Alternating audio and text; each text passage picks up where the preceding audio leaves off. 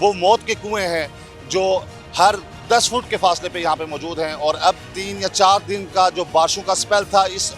Spell के दौरान हमने देखा कि जुड़वा शहरों बिलखसूस रावलपिंडी और इस्लामाबाद के ये तमाम एरियाज जो है ये पानी से जल थल हुए थे। लीड क्लास है उसको अगर ये मसाइल दरपेश है तो दो छोटे सेक्टर्स हैं जिनमें छोटे प्लाट्स हैं और मुतवस्तित तबका रहता है, उसके क्या मसाइल होंगे। इंतजामिया की नेग्लिजेंस जो है वो पूरी दुनिया में पाकिस्तान की जगह जाई का सबब बनती है। उसके बावजूद इंतजामिया है कि बेहिस बनी हुई है, बिल्कुल तवज्जो देने को तैयार नहीं। एम्बेसी रोड है, इसके ऊपर भी हमारे मुल्क की तमाम एलीट क्लास जो है वो तकरीबन यहाँ पे रहती है और ये इंतहाई पौश और महंगा सेक्टर कहलाया जाता है। नाज़रीन, आज हम वफाकी दारुल हुकूमत के उस इलाके में खड़े हैं जिसमें कहा तो ये जाता है कि यहाँ से पूरा मुल्क चलाया जाता है। ये वो एरिया है, रेड जोन का वो एरिया है जहाँ पे एक तरफ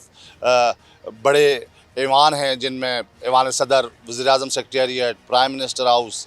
parliament house, supreme court of Pakistan और इस टाइप के तमाम बड़े ऑफिस जिसमें आला अफसरान, इक़्तिदार, हुक्मरान ये सारे बैठते हैं। और दूसरी तरफ मुल्क भर की जो एलीट क्लास है वो यहाँ पे रहती है। लेकिन हम आपको इस शहर का आज वो रुख, वो चेहरा दिखाने जा रहे हैं जिस पे इससे पहले ना तो इंतज़ामिया की नज़र पड़ी और ना ही इसके ऊपर उन इक़्तिदार में बैठे हुक्मरानों को नज़र पड़ी जिनकी तरजीहात में शायद आवाम के मसाइल नहीं हैं।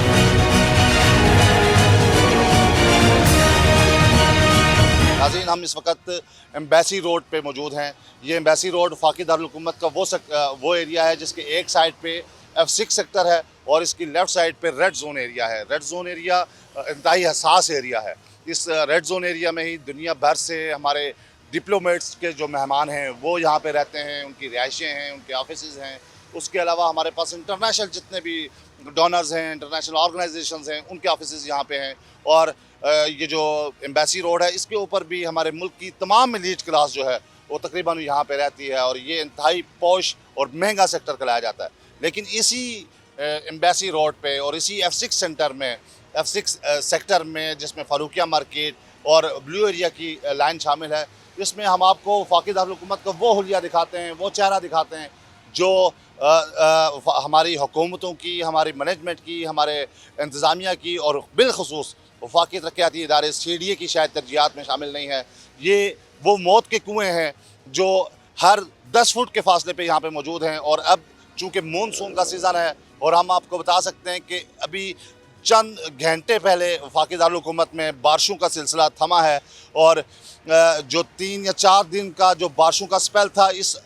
स्पेल के दौरान हमने देखा कि जुड़वा शहरों बिलखसूस रावलपिंडी और इस्लामाबाद के ये तमाम एरियाज़ जो है ये पानी से जल थल हुए थे।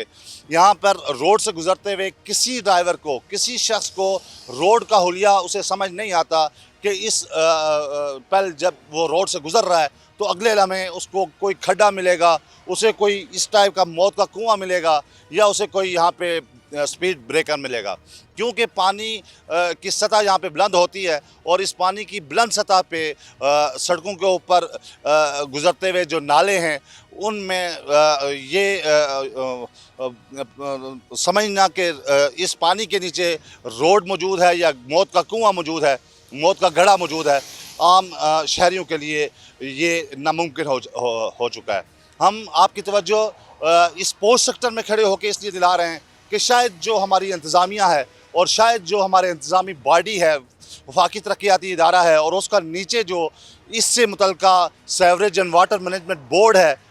शायद उन लोगों को ये नज़र पड़े और वो इस पर तवज्जो दें कि जो वफाकी दारुल हुकूमत में की जो लीड क्लास है उसको अगर ये मसाइल दरपेश है तो दो जो छोटे सेक्टर्स हैं जिनमें छोटे प्लाट्स हैं और मुतवस्तित तबका रहता है, उसके क्या मसाइल होंगे। हम आपको अपने अगले व्लॉग में वो एरियाज़ भी दिखाएंगे जहाँ पे कदरे मुतवस्तित तबके और गरीब तबके रहते हैं, उनका तो पुरसान हाल कोई नहीं। लेकिन जो हाल इस पोस्ट सेक्टर में रेड जोन से मुत्तसिल इस इंतहाई हसास एरिए में जहाँ का नक्शा, जहाँ पे अगर किसी किस्म की हमारी इंतज़ामिया की नेग्लिजेंस जो है वो पूरी दुनिया में पाकिस्तान की जगह जाई का सबब बनती है, उसके बावजूद इंतज़ामिया है कि बेहिस बनी हुई है, वो बिल्कुल तवज्जो देने को तैयार नहीं। उन्हें बिल्कुल जो है इस चीज़ पे कोई इस चीज़ का ख्याल नहीं कि ये जो मौत के गढ़े हैं, अगर इन मौत के गढ़ों में किसी डिप्लोमेट की गाड़ी घुसती है, किसी फॉरेनर का पाँव आता है तो हम दुनिया को क्या मुंह दिखाने के लायक रहेंगे। हम इस हवाले से जो हमारी इंतजामी बॉडी है, सीडीए का वाटर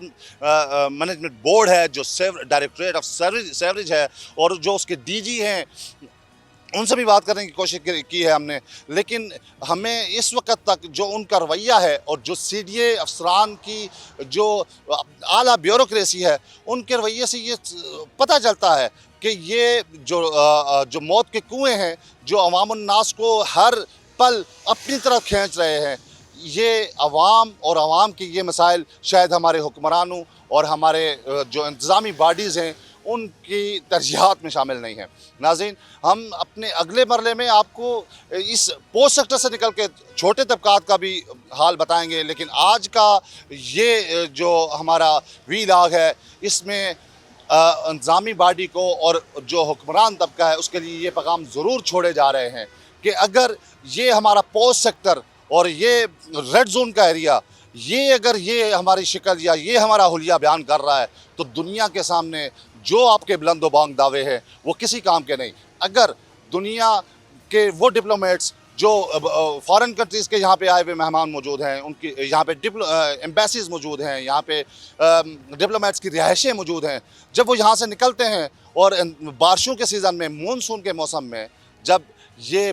मौत के कुएँ जो है जो नज़र भी नहीं आते होंगे, अगर इन मौत के कुओं का शिकार कोई फॉरेनर बनता है, कोई डिप्लोमेट बनता है, तो ये हमारी इंतज़ामी बॉडी और ये हमारे हुक्मरान जिनके शाखर्चियाँ और जिनके बुलंद-ओ-बांग दावे जो है वो तो मौजूद हैं, लेकिन इंतज़ामी कारकर्दगी बिल्कुल मौजूद नहीं है, वो हमारे लिए बाइस शर्मिंदगी बनेगी। नाज़रीन, आज तक के लिए इतना ही। हम आइंदा आने वाले अपने वीलाग में आपके लिए इसी तरह के मसाइल, वो अवामी मसाइल जो ग्राउंड्स पर तो मौजूद हैं, जो लेकिन उस पर हमारे हुक्मरानों की और हमारी इंतज़ामी बॉडी की तवज्जो नहीं है, वो आपके नज़र में लाते रहेंगे। जब तक के लिए इजाज़त दीजिए, बहुत शुक्रिया।